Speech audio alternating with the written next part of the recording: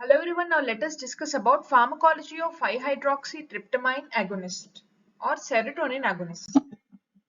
First, let us discuss the synthesis and metabolism. Serotonin, which is nothing but 5-HT or 5-hydroxytryptamine, it is obtained from amino acid tryptophan. By the action of hydroxylase, it is converted to 5-hydroxytryptophan, and by the action of decarboxylase, it is converted to 5-HT. And the products of metabolism of 5-HT are when it acts by MAO. When 5-HT in the presence of MAO is converted to 5-hydroxy-indole acetic acid. Whereas in the presence of dehydrogenase, it gets converted to 5-hydroxytryptophan. So 5-hydroxytryptophan and 5-hydroxy-indole acetic acid are the metabolic products of 5-HT. Now coming to the drugs which act at the specific sites. The drug which is parachlorophenylalanine, PCPA, it inhibits tryptophan hydrolase, which is nothing but this. So this is the rate limiting step and it decreases the levels of 5-HT. It is not used clinically because of its toxicity. The next is monoamine oxidase inhibitors. They can be selective and non-selective. Example of non-selective drug is phenylcypromine, which is non-selective MAO inhibitor, or chlorglycine, which is MAO-A inhibitor. Both they inhibit MAO and inhibit the metabolism of 5-HT, thereby increase the levels of 5-HT. This is about synthesis and metabolism. Now coming to uptake. When it comes to the uptake of serotonin, a membrane, a transporter, it is present on the membrane of platelets. Serotonin plays an important role in the platelet aggregation. So, serotonin transporter, which is nothing but SCRT, it is present on the membrane of platelets. And the uptake of serotonin is done by this transporter. Platelets take up serotonin with the help of serotonin transporter, which is SCRT. And this is a sodium dependent carrier and it is inhibited. This specific transporter, it is inhibited by selective serotonin reuptake inhibitors and tricyclic antidepressants. The examples of SSRTs are fluoxetine and sertraline. So these are the drugs which inhibit this transporter. Now coming to the storage of serotonin. The serotonin is stored in the storage vesicles. And this 5-HT is taken up by storage vesicles with the aid of a transporter. The name of transporter is vesicular monoamine transporter, which is VM82. And this step is inhibited by reserpine. Reserpine is the drug that inhibits this transporter. Hence, it inhibits the uptake of serotonin into storage vesicles. Now coming to the receptors of serotonin. Previously, 5-HT receptors are categorized into two types, musculotrophic and neurotropic, D type and N type. Don't confuse N type with musculotropic. M type is considered as neurotropic and musculotropic is considered as D type. The current classification is based upon the molecular characterization and cloning of the receptor CDN. So there are on average 7 subtypes, 5-HT1, 2, 3, 4, 5, 6, 7. So all 5-HT receptors are G protein coupled receptors except 5-HT3. In the current session, we will be discussing only about couple of subtypes. Now coming to the salient features of important 5-HT receptor subtypes. First is 5-HT1. These are autoreceptors. They inhibit the serotonergic neuronal activity in the brain. Coming to the location, 5-HT1A receptors are present in raphe nuclei and hippocampus. And the drug buspirone, which is anti-anxiety drug, it may act through 5-HT1A receptors. In addition, it activates potassium channels and inhibits the calcium channels. Buspirone. Next is 5-HT1D/1B. This receptor, it constricts cranial blood vessels and inhibits the release of both 1D and 1B. They constrict the cranial blood vessels and inhibit the release of inflammatory neuropeptides in them. Sumatriptan, which is nothing but an anti-migraine drug, it acts through these receptors, that is 5-HT1D and 1B. Now coming to 5-HT2A. Previously, it was D-type receptor. Now, important post-junctional receptor mediating direct actions of 5-HT, like vascular and smooth muscle contraction. The actions of 5-HT2A are vascular and smooth muscle contraction, platelet aggregation, neuronal activity in the brain, and kenteserin is the drug which blocks these 5-HT2A receptors. So, kenteserin is a 5-HT2A antagonist. Next is 5-HT3. Previously, it was M-type receptor. It depolarizes neuron by gating cation channels. This is not a G-protein coupled receptor. It depolarizes neuron by gating cation channel, elicits reflex effects of 5-HT. Emesis, gut peristalsis. The actions of 5-HT receptors are emesis, gut peristalsis, bradycardia, transient hypotension, apnea, pain, itch. Ondansetron is an antiemetic drug.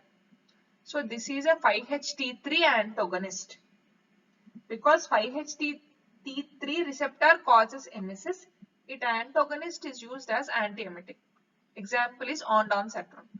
The next is 5-HT4.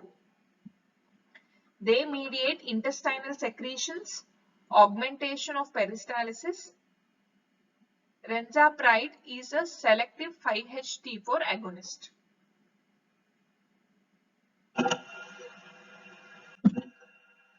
Now coming to the pharmacological actions of 5-HT agonist.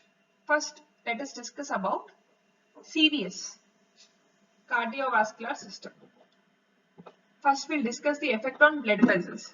Large arteries and veins are constricted, whereas small arteries, that is in the microcirculation, 5-HT dilate arterioles and constricts venules.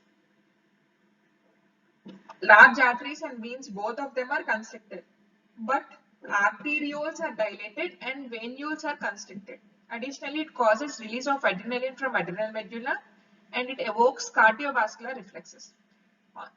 When it comes to effect on heart, isolated heart is stimulated by 5-HT, both directly and by the release of noradrenaline from the nerve endings.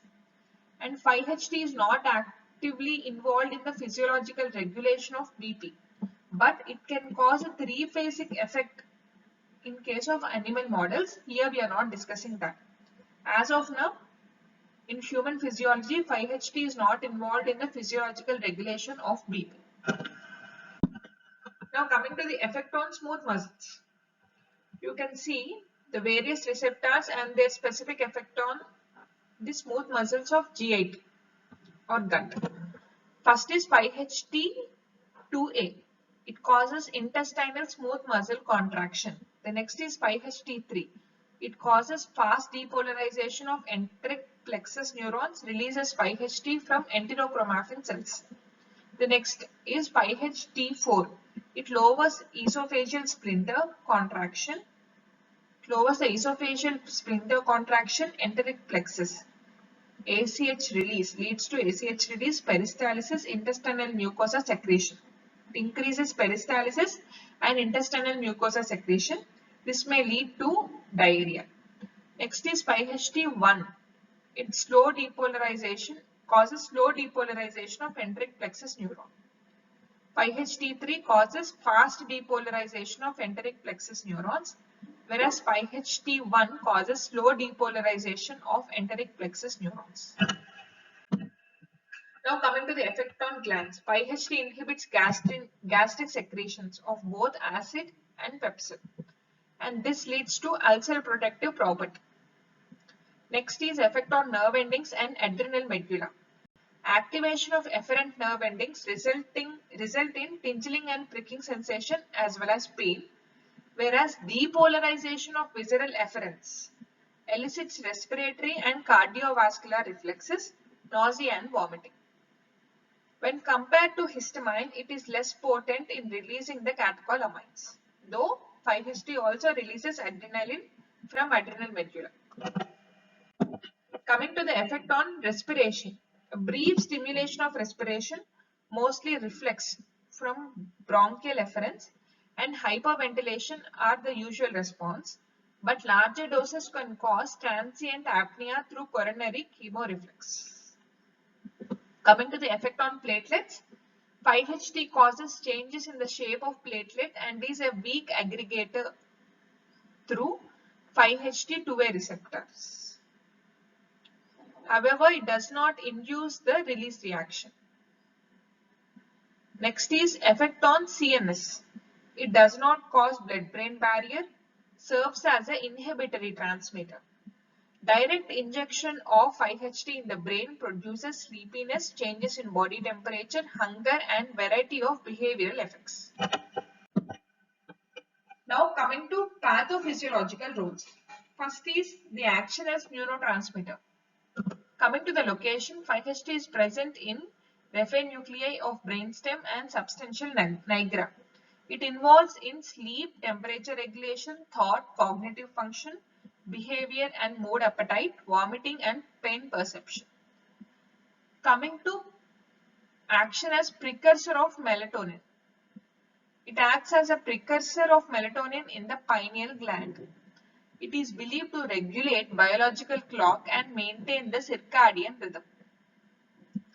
The next is function as neuroendocrine function. The hypothalamic neurons that control the release of anterior pituitary hormones are probably regulated by serotonergic mechanism. The hypothalamic neurons that control the release of anterior pituitary hormones are probably regulated by the serotonergic mechanism. Coming to the effect on nausea and vomiting, especially that evoked by cytotoxic drugs or radiotherapy, that is mediated by 5-HT and its action on 5-HT3 receptors in the gut, area postrema and nucleus tractus solitarius. 5-HT receptors, they are mainly involved in the causing of emesis, especially that are when it is evoked by cytotoxic and or radiotherapy. Coming to the effect on migraine, 5-HT is said to initiate the vasoconstrictor phase of the migraine and to participate in neurogenic inflammation of affected blood vessels. Methyl sergite, which is a 5-HT antagonist, is effective prophylactic, and sumatriptan, which is 5-HT 1D by 1B agonist, can control the attack. Next, coming to the effect on homeostasis. 5-HT accelerates the platelet aggregation and clot formation. It also promotes the retraction of injured vessel. Thereby, it plays a role in homeostasis, accelerates platelet aggregation and clot formation, and promotes the retraction of injured vessel. Coming to the effect in Reynolds phenomena. Release of 5-HT from platelets may trigger acute vasospastic episodes of larger arteries. And kentaserin has a prophylactic value in treating of Reynolds phenomena. Coming to the effect on hypertension. Increased responsiveness of 5-HT as well as reduced uptake and clearance by platelets has been demonstrated in hypertensive patients. And kentaserin drug, it has antihypertensive property. Next point is 5-HT has been held responsible for the pre-eclamptic rise in BP. 5-HT has been held responsible for pre-eclamptic rise in the meat. Next is effect on intestinal motility. Enterochromaffin cells and 5-HT containing neurons may regulate the peristalsis and local reflexes of gut. And this system appears to be activated by intestinal distension and vagal efferent activity. 5-HT containing neurons and the enterochromaffin cells, they regulate the peristalsis and local reflexes of the gut. Next is effect in carcinoid syndrome. The carcinoid tumors produce massive quantities of 5-HT. Bowel hypermobility and bronchial constriction in carcinoid is due to 5-HT, but flushing and hypotension are probably due to other mediators. Pellagra that may occur due to diversion of tryptophan from synthesizing 5-HT. By this we complete the pathophysiological role of 5-HT. Now let us discuss 5-HT receptor agonists. The first drug is lysergic acid. D-lysergic acid diethylamide LSD. It is a non-selective 5-HT agonist. It is an ergot derivative. It is a potent hallucinogen, and it is, in addition to these qualities, it antagonizes 5-HT2A receptors in the ileum. The next drug are azapirones like buspirone, gepirone and isapirone. They are new class of anti-anxiety drugs which do not produce sedation. They act as partial agonists of 5-HT1A receptors in the brain. LSD is 5-HT agonist, whereas azapirones, buspirone, gepirone and isapirone, they are 5-HT1A receptor agonists. Next is sumatriptan. Sumatriptan and other triptans are selective 5-HT1D by 1B agonists. They constrict cerebral blood vessels and have emerged as most effective in the treatment of acute migraine attacks. The next drug is Cisapride. It is a prokinetic drug which increases the gastrointestinal motility. It is a selective agonist of 5-HT4 receptors. Renzapride is still more selective for 5-HT4 receptors. Thank you for watching. Please subscribe for further videos on pharmacology and other related pharmaceutical sciences.